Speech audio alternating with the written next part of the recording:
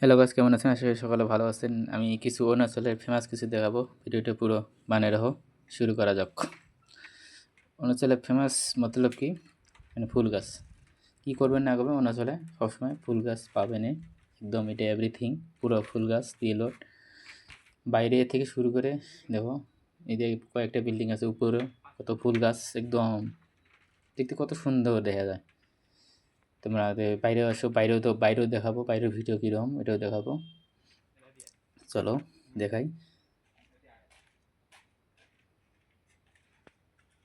বাইরে ভিডিও দেখো, অসাধারণ। বাইরে মানে বাইরের উপরে একদম ফুলের বাগান দিয়ে ভর্তি, এত ফুলের বাগান সেটা বলা যায় না।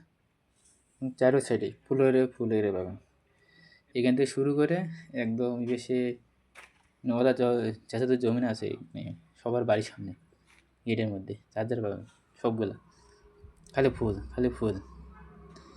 এবার কেউ কমেন্ট করতে পারো কি এরকম অবস্থা কেন?